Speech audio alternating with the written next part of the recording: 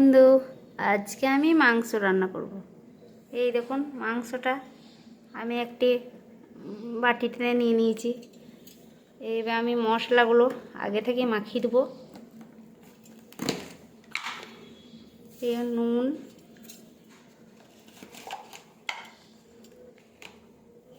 হলুদ, লঙ্কা,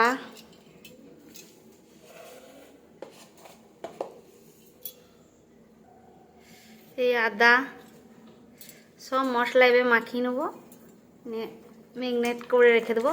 এইও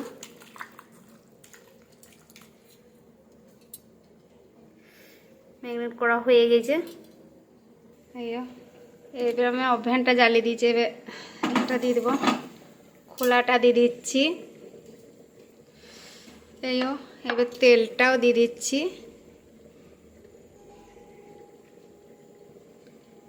তেল দেওয়া হয়ে গেছে। এইও তেলটা এবার গরম হয়ে গেছে। এবার আমি এই পেঁয়াজটা দিয়ে দেবো।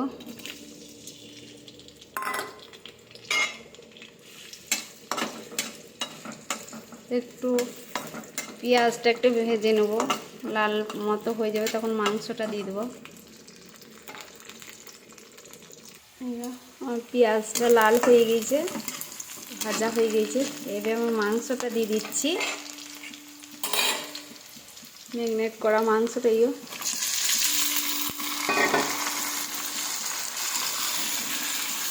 মাংসটা একটু ভালো করে নেড়ে চেড়ে নেব।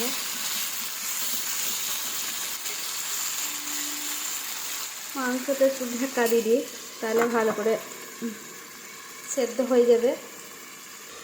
এরকম মাংসটা এবারে আমার অনেকটা হয়ে এসছে, কত সুন্দর রং ছাড়ছে। এবারে এইও ভাজা মশলা আছে, এই মশলাটা এবার দিয়ে দিচ্ছি, জিরে গুঁড়ো,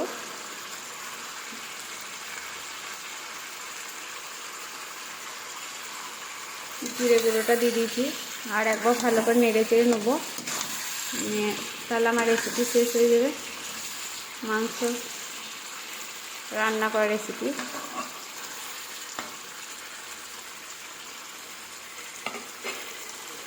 আর একটু ঢাকা দিয়ে দিই। এরকম আমার মাংসটা হয়ে গেছে। এবার আমি পাত্রে একটি নিয়ে নেবো। এইও আর মাংস রেডি। আমি একটি পাত্রেও নিয়ে নিয়েছি। দেখুন, আপনাদের যদি ভালো লাগে তাহলে আমার চ্যানেলটা একটু সাবস্ক্রাইব করে দেবে, আমার পাশে থাকবেন। ধন্যবাদ।